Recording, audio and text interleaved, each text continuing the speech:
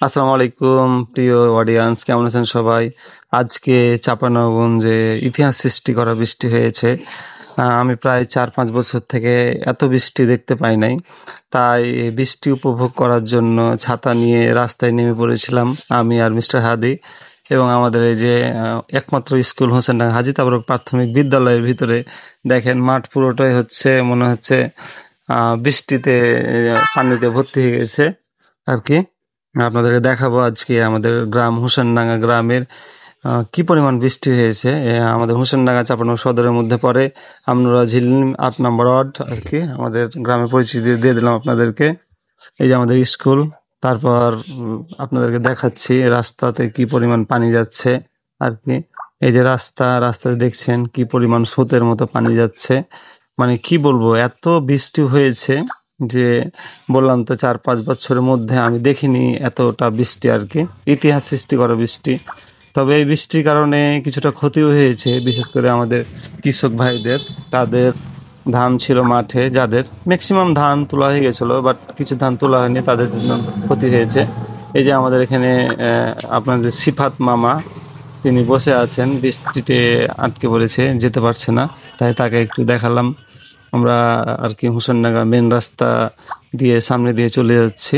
একটু পরে আমাদের হোসেনডাঙ্গা 3 রাস্তার মোড় পেয়ে যাব। এবং মানে এত পরিমাণ বৃষ্টি হচ্ছিল, আমি বলছি যে এই পরিমাণ বৃষ্টি তো অনেক দিন থেকে দেখিনি। তো যাই একটু রাস্তায় নামি এবং বৃষ্টি আল্লাহ তাআলা যেহেতু দান, সেগুলো উপভোগ করি। কারণ আল্লাহ তাআলা যাই করে না কেন সেটা হচ্ছে মঙ্গলের জন্য। কারোর জন্য মঙ্গল, হয়তো কারো কিছু ক্ষতি হয়েছে অবশ্যই।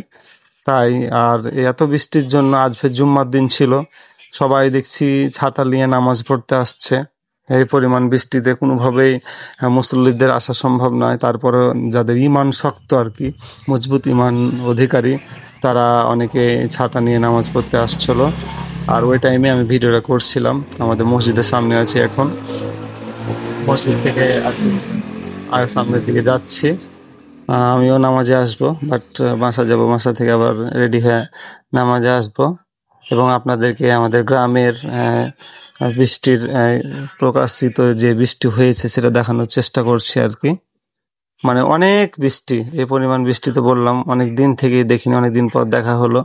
আর দেখছেন যে কি পরিমাণ বৃষ্টি ছাদ বেয়ে পড়ছে আর কি। আর যেটা বললাম যে অনেক মুসল্লি তারা মসজিদে যে আমাদের পড়ান হাই বলছে ও ভিডিও করতে দেখে হাত নাড়ছে আর কি।